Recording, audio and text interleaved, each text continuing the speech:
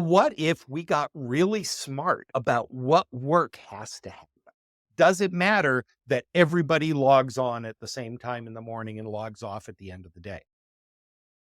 Virtual work has taken some of the cool factor out of because I haven't actually traveled internationally for work for a very long time. I used to go cool places, and now I just get up at ungodly hours of the morning and talk to people through webcam, which is not nearly as glamorous.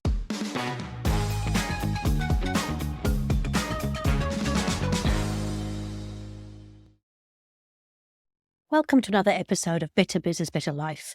I'm your host, Debra Chantry-Taylor, and I'm passionate about helping entrepreneurs lead their ideal lives by creating better businesses.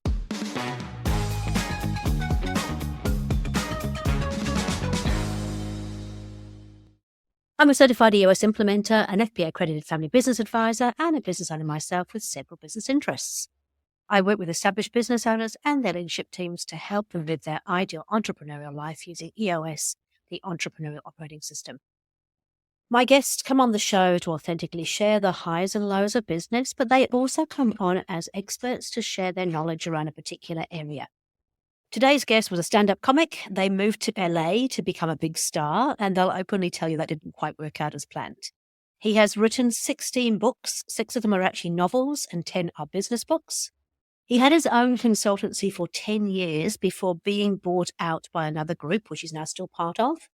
And he is one of the subject matter experts for remote and evolving workplaces. So he's going to share with us how you can make hybrid workplaces work, and it's not quite what you think it is. So introducing Wayne Turmel, subject matter expert for remote and evolving workplaces of the Kevin Eichenberg Group. Welcome to the show, Wayne. It's lovely to have you here. Well, thank you. It's lovely to be had. So you're joining us from another part of the world, right? Where are you based at the moment? I am in Las Vegas at the moment. Las Vegas, fantastic. I love that place. It's so kitsch that it's so beautiful. I love it. But you work all over the world, don't you? Well, yeah, I mean, virtually, I work literally everywhere. It's actually virtual work has taken some of the cool factor out of because I haven't actually traveled internationally for work for a very long time. I used to go cool places, and now I just get up at ungodly hours of the morning and talk to people through webcam, which is not nearly as glamorous. No, but it does shows that the whole world has changed and the way that we can engage and interact has changed too. So we were just talking before the podcast, and you've got a really fascinating story because you started life as a stand-up comic, right? And then take us from there. I did. I grew up in a small town in Canada. Right out of high school, I started doing stand-up comedy. I put myself through school, toured North America for the better part of 17, 18 years, found myself in Los Angeles, met my bride, the Duchess, and managed to ruin both of our careers. She was an actress and I was a stand-up, and before we knew it, we were like parents with a kid and jobs and stuff. And when I realized I needed to get a big boy job, I got very involved in presentation skills training since it was the one thing I knew how to do. And from there, got not only interested in the training and development field, but in communication. And about 18 years ago, I started specializing in remote and virtual communication. It started with things like how do you do a webinar and how do you give a persuasive presentation on WebEx? Because nobody was teaching the skills to do that. They were teaching you which button to push, but they weren't talking about how do you come across effectively and what's the difference between that and talking to a human. And so I had my own consultancy for a number of years. I wound up talking to a colleague of mine who I'd known a long time, Kevin Eichenberg, who had a business that was teaching leadership, traditional leadership classes and skills. And I was teaching virtual communication and remote. And he was getting a lot of questions about that. And I was getting questions about leadership and teams. And so in good collaborative fashion rather than invent two different wheels. We merged and he bought my company and I now work with and for Kevin. And we've written 3 books together in that time. The Long Distance Leader, Long Distance Teammate, and Long Distance Team. And now the 2nd edition of Long Distance Leader is out, which is in 7 languages, and it's very cool. That is very, very cool. I'm very impressed. I'm fascinated because, I mean, you said 18 years ago you started getting involved in this whole, working remotely or being online, and it wasn't big back then, right? It was probably in its very much in its infancy. I remember the exact moment when it happened. I can't tell you the day and time, but I remember the instance. I was teaching a presentation skills class, traditional, stand at the front of the room, make eye contact, right? And somebody said to me, Wayne, this speaking at the front of the room stuff is great, but I only speak to real people like 3 times a year. And I said, well, what do you do the rest of the time? And she said, there's this thing called WebEx. This is how long ago it was. Nobody had heard of WebEx. And I was like, well, tell me more. And I discovered it. And I went, holy cow. A, this is going to change how we work. But B, it's a different animal. It's different presenting to a camera and to not have your audience in the room. And there was a lot. And then shortly after that, the world changed forever. On the day that Oprah did a show that basically showed every housewife on the planet that they could speak to anybody in the world on webcam for free with this thing called Skype. Well, but I'm old enough to know that's Jetsons. That's science fiction stuff. And you could just push a button and I could talk to somebody on the other side of the planet. And so I very early realized this was going to be a thing. Because I'm so fascinated with how people communicate or don't, as the case may be, this not only makes it easier to communicate, it's easier to communicate poorly. And you need to be mindful of how technology changes the way we communicate. And as a business owner, it's going to be part of your environment, whether you like it or not. It's best to get ahead of that. Yeah. Okay. So that's where it all started from.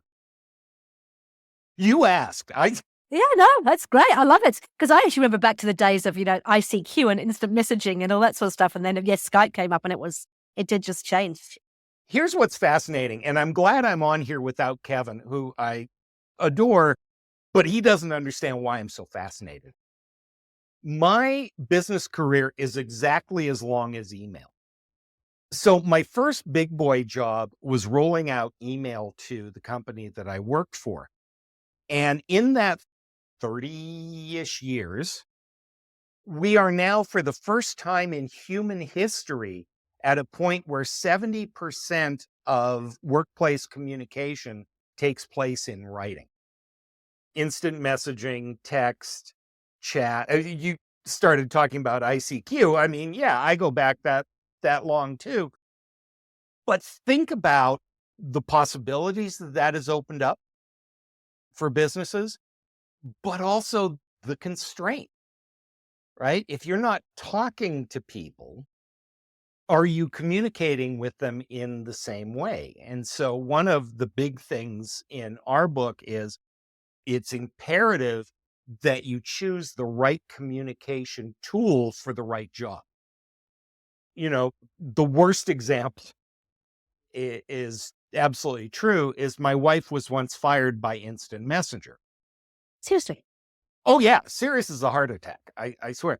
And now it's interesting because somewhere somebody is listening to this going, can you do that? Cool. Because you don't want to deal with now, most sentient human beings would agree that that's not the right way to handle that particular task. But it got the job done and it made one person's job way easier. Now, let's take that to a much more common example.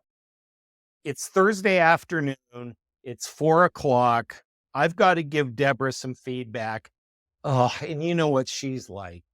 So I'm just going to send an email and I'll deal with her tomorrow. Right? It might not be the exact right tool for that right communication purpose, but man, it's fast and man, it's easy. And man, I don't have to deal with her at 4 o'clock on a Thursday. That is scary though, because even just non-issue type emails that get sent can sometimes be misconstrued just because you don't get to see the person's face. And so imagine sending something that is so important via email. Well, that in our book, and it's not our research, it's a full disclosure, European researcher named Bettina Buchel came up with this concept, but it's the idea that all communication is a balance of richness and scope. Sometimes you want very rich communication, right? You and I having a cup of tea over a desk, chatting is very rich communication. We're getting body language and tone of voice, and it's probably not too formal. And so it's very good for deep communication. It's not always practical and it's not always necessary, right? I don't have to go around the office and go, it's Alice's birthday. There's cake in the break room, right? An email will handle that. Scope is far more important than richness for that particular message. But all communication, and as a business owner, how do you interact with your customers and how do you handle your staff and all those things require very conscious, intentional decisions about the balance of richness and scope that you want in that instance. Perfect. So you're doing a lot of work now about, how you manage this hybrid environment. So getting the right communication tool is one of the first things. But then for some people, they'll be struggling with this, aren't they? They're struggling with this whole hybrid workplace and how do I actually, because I must admit, if I had a choice, I'd much rather have you sitting in a room with me right now in the podcast room and chatting to you face to face. But it's not bad. This is not bad compared to being in Well, person. it's not bad. And you're not the one that has to spend 18 hours on an airplane to get there. So, of course, you'd prefer it. But here's the thing, we're at a point where we're kind of working it out. And what most people call hybrid work really isn't. What most people call hybrid work is not so much a strategy as it is a hostage negotiation. Tell me more. Okay, that probably requires some explanation. For the most part, employers going, how much can we make them come back to the office before they quit? And employees are going, how much can we whine about going back to the office before they fire me? And they settle on, well, you can come in 3 days a week, and we kind of negotiate it and it kind of sort of works. And so we'll go with that. That's fine. I mean, it's a compromise and it kind of works. And as long as it's working for you, I guess that's okay. But what you really want, I used this example just a little while ago. Do you want a mule or do you want a platypus? Okay, so here's the explanation. A platypus, while it's kind of adorable and cool and it's got a bill and it's got poison toenails and it's kind of nifty, right? But it's an evolutionary dead end. It kind of just kept evolving due to the conditions around itself. And it's constantly threatened. And every time something changes in their environment, it's harder on them. And there are fewer of them around because it's just kind of evolved on the fly based on circumstances. A mule is a true hybrid. You take two different animals, a donkey and a horse, and it creates a third very distinct replicatable beast. A mule, as an old farm boy, there's a difference between a mule and a horse and a donkey. They are their own unique thing. And every mule that comes along will have very similar characteristics. You can replicate a mule. That's what you want. You want a strategy. You want something that is, because we're working in ways that we've never worked before, we want something designed for that environment that is going to have the desired characteristics. And what happens very often is that we think of hybrid work as who works where, right? Do they work in the office? Do they work at home? But true hybrid work involves the factor of time. It's who works where and when that work happens. And suddenly you don't really have hybrid work if some people are in the office or some people at home, but everybody logs on at 9 o'clock and everybody logs off at 5. And everybody's available all the time. And so we're on Zoom meetings from morning till night. And the people in the office complain because they can't get any work done because there's noise and people, and it's Alice's birthday. So there's cake in the break room. And then they go home to work and they're on meetings all day. A truly hybrid approach says, okay, if we're going to have them in the office 3 days a week, what's the work that should happen when those people are together? And they might not get their tasks done. If you think about what did you accomplish today, it might be a short list, but they'll be having the conversations and they'll be having the meetings so that when they're not working, they're getting stuff done. They can think, they can concentrate, they can work when their body clock is on. It doesn't matter where they are in the world at that point. A hybrid workplace that says we want to hire the absolute best people and they need to be in the office 3 days a week has really said we want to hire the absolute best people who live within a 30-kilometer circle of the office. Yeah, it's true. Yeah.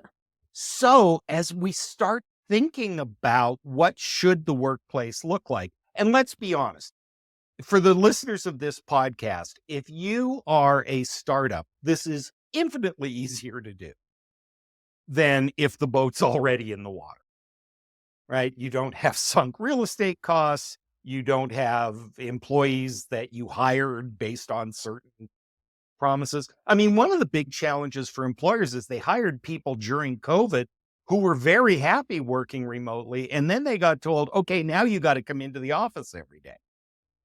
That wasn't the deal when we got hired.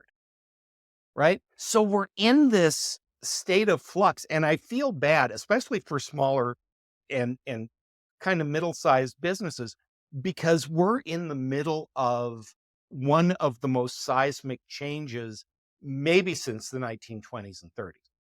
It's transformational, right? This is actually, it's changing completely.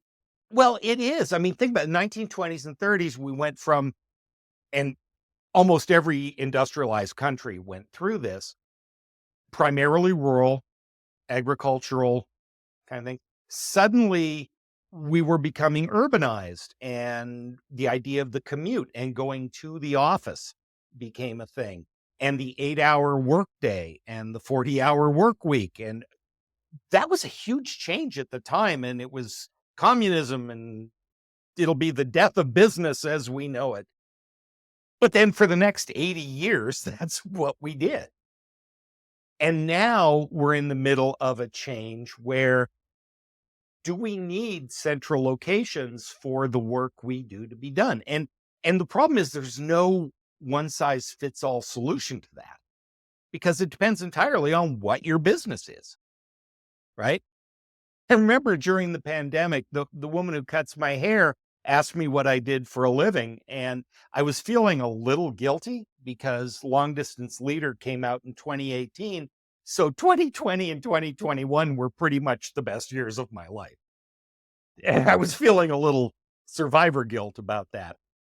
And she said, well, I wish I could work from home, but people can't mail me their heads. Yes. Right? If that's your business, if you run a salon, if you run a chain of salons, your approach to hybrid work is going to be very different than an accounting firm. So, there are ways that you can get your heads around and kind of decide what's the right structure for your business, but you be very clear on what your business is and how do you serve your customers and how do you get the best possible outcome. And then you can decide what happens where. Sure. I think that's the key thing too, isn't it? It's like, it has to be delivered around the customer needs and wants as well as the business. So it's not just saying, hey, we want to go and work hybrid because the customers may want you to be in person. But on the converse side, it could also be that maybe we've just always done it this way and never questioned what is the way that the customer would prefer. Yeah, absolutely. And it's funny, sales departments have been doing this for a very long time. Even a company that is always in the office in a central location probably had salespeople out in various territories to work face to face with the customers in those territories. And you sold where you had salespeople, and you probably didn't have much market share where you did. And so that was kind of the beginning. So we've proven it can be done, right? Companies have been doing it for a long time. But nobody thought that the admin staff could do it, or the marketing department, or whatever. And organizations, and it's usually the most successful organizations that have been around the longest, that are having the hardest time with it. I remember Jamie Dimon from Citibank gave a speech, and he basically said, "Okay, the remote work thing was fun and it's over. Get your butts back into the offices. And if you continue to work from home, we won't fire you, but you do not have a career. You have a job, and we will pay you to do your job, but you ain't getting promoted and you're going nowhere because you can't be bothered coming into the office." And people kind of lost their minds about that statement. And I found myself in the unusual situation of actually cutting the head of Citibank some slack. And I'm the last guy that I thought would ever do that.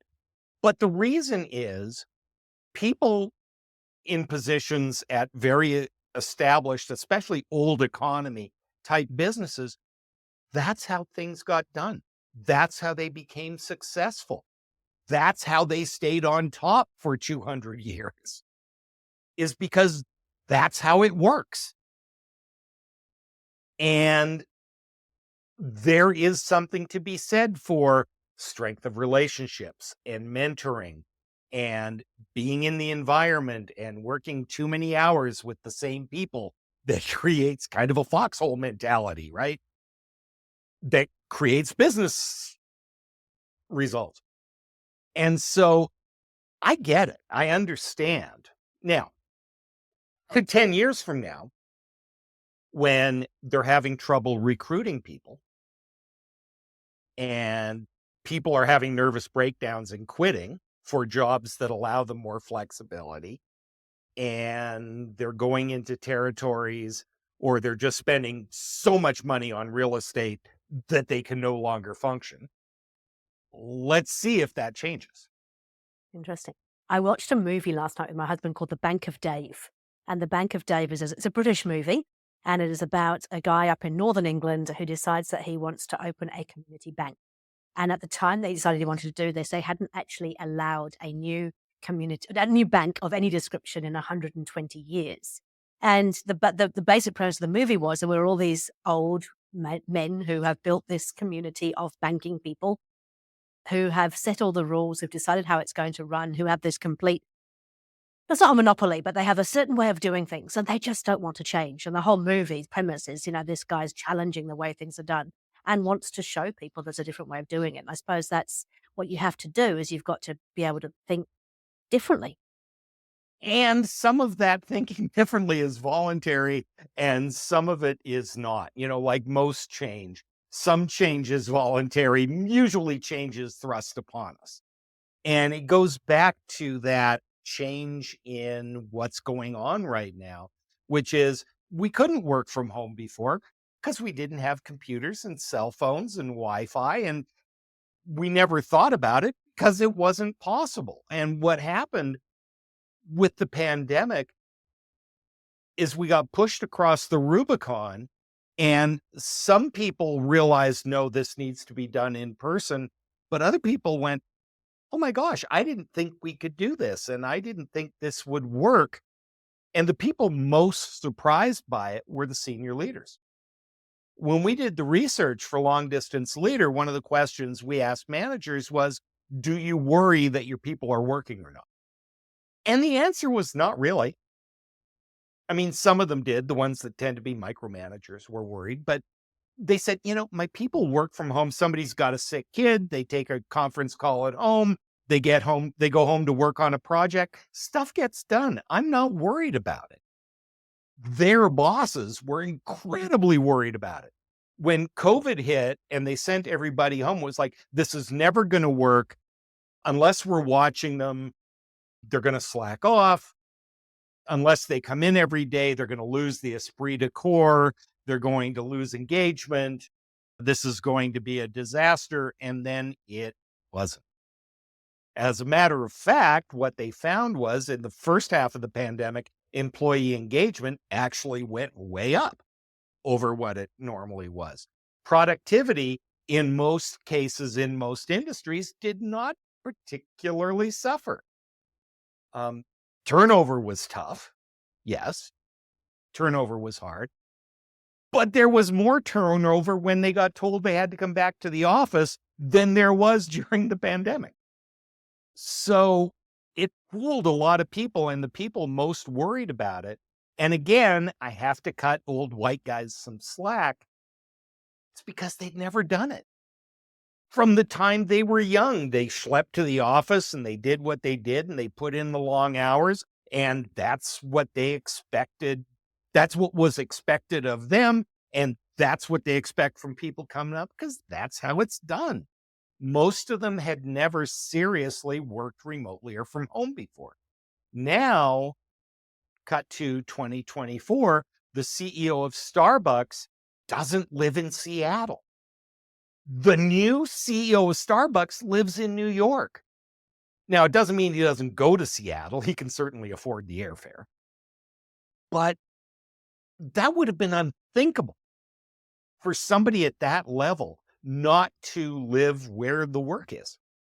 I think we've seen it, certainly in the EOS community, we see it with things like fractional integrators who are effectively responsible for running the business plan and the senior leadership team to keep them all on track and keep the drums beating and whatnot. And I had a client where they had 120 staff based all around New Zealand. Their integrator was a fractional integrator. He didn't actually even live in Auckland where their head office was. He lived out in a beautiful part of the wine country. And one day a week, he managed that entire business from his home in the wine country. And yes, occasionally he'd come into the office to actually have some, face-to-face time, but he didn't need to be. Sure. So it's a seismic, confusing time, right? So the question then becomes, well, that's fine. I mean, some people are good with ambiguity. I have the attention span of an Irish setter, so change doesn't bother me, right? It's like, I'm worse when stuff remains the same. That's when I get dangerous. But, so how do we navigate this? How do we make sense of it? How do we make good, conscious decisions? And how do we remove our biases that we already have as well? Because I must admit, I'm 54 years old. I've had a certain amount of time on this planet that I've done things in a certain way. And so I've undoubtedly got some conscious and unconscious biases about the way things should be done. So yeah, if you're listening in on this, I'm willing to bet you like human beings way more than I do. maybe, I don't know, do you not like them? I find them overrated for the most part. I'm a stealth introvert. I can put on the face and do the thing. And, when I'm teaching a class or I'm meeting a client, I'm relatively charming. But when it's over, I'm done with them. Thank you very much. But, when do we have to interact? When does it make sense to get together? Those questions are really important. I think you made that point before in terms of, when they're in the office, there are certain tasks that are just done better together in an office and certain tasks where, I have a challenge because I also have the attention span of a gnat and get, but when I do get focused on something, I get really focused on it. And so I would often come into the office and on my mind, I'm like, I'm going in there to work on this particular rock. I've got this stuff to get done. I'd walk into the office and suddenly everybody would come rushing over to me because I've just arrived and can we have a bit of your time? And I would unconsciously show it in my face. I could never play poker, right? My face is not good for poker. And so I would go, oh shit, I was here to do X, Y, Z and now you're all bothering me. And of course, that then created an issue with the team, and they would get upset because I was upset. They just created this stuff that didn't really work. But that's exactly it. When I said before that the thing about hybrid work is it's not only what work gets done where, but when, right? If your job consists of coming in, fighting traffic, coming into work, putting your coat over the chair, putting your head down, banging on your keyboard till 4:30, standing up, putting your coat back on and leaving. Maybe the office isn't where that work is best done. And we hear this all the time. I can't get any work done in the office. People are poking their head over the cube like a meerkat, and they're talking to me, and somebody wants a meeting, and it's Alice's birthday, so there's cake in the break room, and I can't get anything done. And then when I go home to work, I'm on Zoom meetings from morning till night, and I can't get anything done. Well, what if we got really smart about what work has to happen? What work is best done? If we're going to insist people come together for 2, 3 days a week, what should happen during those 2 or 3 days that doesn't happen the rest of the time?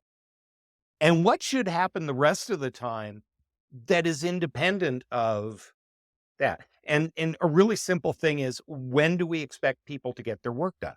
Does it matter that everybody logs on at the same time in the morning and logs off at the end of the day? I live in a very large country. My boss is 1, 2, 3 time zones away from me. Now, fortunately, I start work at 6 in the morning, 7 in the morning, which is 10 o'clock in the morning in Indianapolis. So we're synchronously together a lot of the time. But he doesn't care. I mean, there are certain meetings that I need to be on, and the rest of the time, he doesn't clock me in. He doesn't care when I start my day or when my day ends, as long as the work gets done. And we're synchronous enough of the time that people can reach me if they need me, and I can be on meetings. And the rest of the time, I do what I do based on customers and my body clock and all of that, which is a hard thing for entrepreneurs to get comfortable with. But it makes sense though, because there are certain times when you just have the capacity and the energy to do certain things, and other times when you don't. And so being forced to work within a time frame of 9 to 5 doesn't actually make a lot of sense. Yeah. Do you do your best thinking in the morning, or are you a night owl? Right? If I'm wanting, if I'm a morning person, I bang stuff out. I get more done the first 4 hours of the day than most people do in a full day's work. In the afternoon, I'm useless.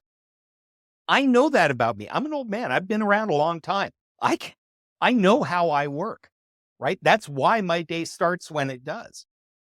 If somebody does their best work after dinner when the kids are in bed, I don't care.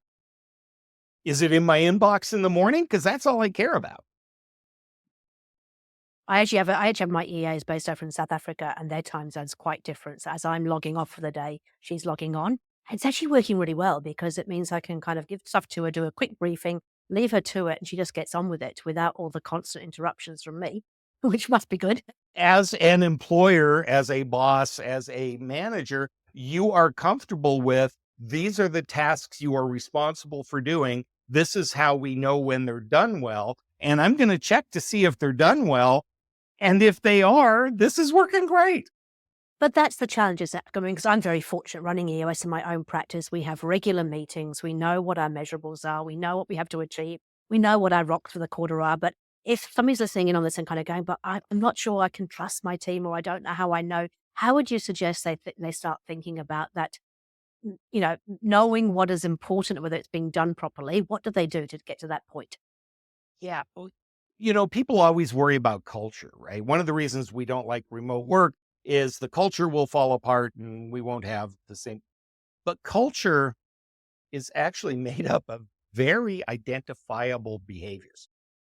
In the book, this originally was in our book, The Long Distance Team, but we've added it to the second edition of Leader, which is, when you want to identify a culture, there are three things to identify. How do you communicate? That's what tools do you use? How often do you communicate? What style of communication do you have? Communication is the first thing. Second thing is collaboration. How does the work get done? Who does what with which and to whom to make the work come out the other end? And then there's cohesion, which is how do we stick together as a company, right? What's our purpose? Do we have the same mission? How do we treat each other? And every organization is going to be different because every business is different, right? In terms of collaboration, if you are a professional services firm where you have your clients and you just serve them and that's what you do, and there's not a lot of interaction with your peers, there's a manager, right? You all answer to the same manager, but I don't interact with my peers a lot. Maybe an in-office 100% of the time workplace doesn't make as much sense as we thought it did. Do we need to brainstorm and work together as a team? Well, there's more synchronous work there. Now, can we do that via Zoom or whatever? Maybe, and maybe not. Okay. How do you think about your company? A lot of entrepreneurs, when they're starting their company, it's literally their baby. They take a very family approach. They want to keep people close. They want people from their community. They want that closeness, physical as well as social and psychological. Well, that's very different than the company's been running for a while and we've got salespeople all over the place and they're getting the job done and it really doesn't matter where I sit. So if you can look at those three pillars, and there's obviously more in the book, but if you look at those three pillars, you can start to see what kind of company do we want? How often are we going to interact with each other? It's we're in this period of time and nobody really knows for sure, but we're starting to see some things that are working better than others. I mean, it's also just about thinking about your entire way of working, because you mentioned right in the beginning, we went to this 40-hour, 5 days a week. That's what business looked like. And one of my friends is actually responsible for the 4-day work week and talking about the 4-day work week.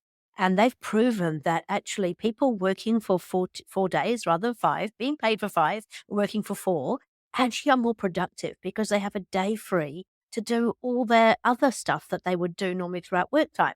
So in the 4 days they work, they're generally more productive. So isn't it time to question everything we're doing and going, what are we doing it this way?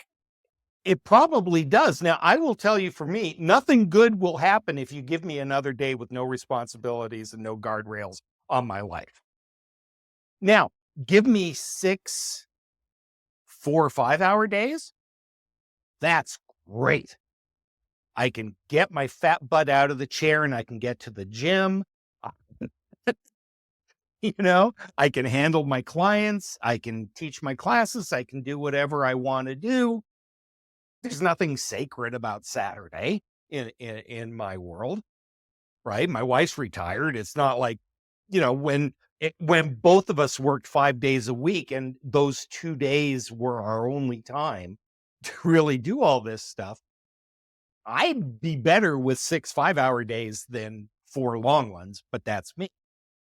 Which kind of gets to the point, right? Anytime somebody tells you this is the absolute optimum way to do it, I'm not sure I buy it. But for the first time, we have options. For the first time, we can actually make conscious decisions around what's best for our company, what's best for us, and where we find middle ground is where things really rock. Perfect. Okay, so we've covered the 3 things. So communication, collaboration, cohesion are the 3 things that we need to sort of be thinking about. In terms of somebody listening to this podcast who's thinking, hey, I'd like to explore this further, where would they get started? What would you recommend they do to help take action? You mean besides purchase and enjoy the Long Distance Leader revised rules for remarkable remote and hybrid leadership? You mean besides that? Well, that is definitely the number 1 tip, and it's in version 2. So I'm guessing there's a whole lot of new stuff in version 2 as well, second edition. But yes, that's the first one. It's about 20-25%. And most of the new content is around hybrid work. It's what do we do now, right? But I think right after the pandemic was a really chaotic time because people had had 2 years to stop and think. When you give people 2 years to think about, "What am I doing with my life? Do I really wanna go back to the way it was?" They're gonna make decisions, and they may not be the decisions that you want them. But that thinking time is so important. One of the things and we have this in the book, and there are downloadable resources that people can get from us. I'm trying not to be a shameless shill, but you have to stop periodically and think, what's working? What isn't working? What haven't we tried yet that somebody else is doing that looks really cool? What would we never want to do under any circumstances? And you need to stop and ask these questions periodically. Whether it's you and your board or and whatever going away and thinking, whether it's you on the beach, whether you stop and actually ask your here's a wacky notion, ask your employees what's working and what's not. And don't judge the answers, just listen for them, right? What's working and what isn't? What would you love to have happen that is not possible, or at least you don't think is possible? And what would you never want to have happen under any circumstances? And when you ask those questions, you'd be shocked at the answers that you get. Yeah.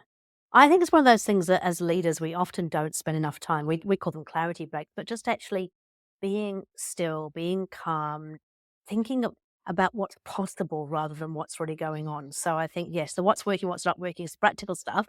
The what would we love to do is that bigger picture thinking that it starts you getting thinking about things that you may never have thought of before. But I also think that I love the last one. What's the one thing you never want to do? It starts to set those boundaries around what's important for the company. Well, and it speaks to your values. It speaks to your values. It speaks to who are you? What are you comfortable with? What are you not comfortable with? And so it's fine to have big picture thinking and sit on the beach, but some of us, some of our brains need to be corralled a little bit and channeled, not controlled, but channeled in a certain direction so that we can do that kind of thinking. Perfect. Okay, one last thing from you, Wayne, before I let you go. What would be the last thing you recommend to people to do? Read the book, stop and think, ask those 4 questions. I think one of the things that I would do is talk to your staff about the communication tools that you and your team are using. What do you use well? What do you not use well? And what are the things that you suspect you could do better, but you're probably not? And some of that is obvious, right? Are we using webcams? Are we not using webcams? Do we use Teams? Do we use Slack? When do we use email? When do we send a text? That's the easy stuff. The little stuff. Napoleon once said that if you want to avoid war, you avoid the 1,000 little pinpricks that lead to war. The status update is a very powerful tool. Do you use the status update on your teams? If you're in a meeting, do you say, I'm in a meeting, leave me alone? Or do you show green and so people are trying to reach you and you're not answering? Right? If your head's down on a project, a lot of people are reluctant to put on do not disturb because they're not technically working, except we know they are, right? But then people are free to interrupt them and then they get annoyed because they're being interrupted. Or do you set the do not disturb and you take the 30 seconds it takes to type an explanation that says working on a project available after 2:00?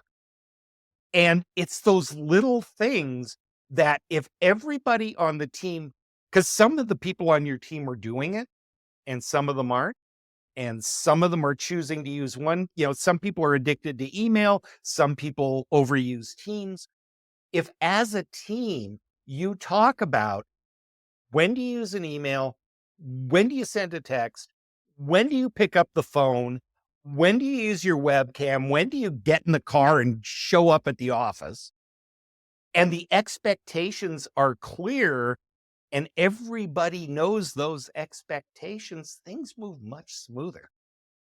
It's boundaries, right? I mean, I talk about this a lot with people. It's like, actually, as humans, we like to have boundaries. We like to know what those kind of guidelines are, because then we can not only know when we're stepping over the line, but also we can celebrate when we're doing things really well too, right?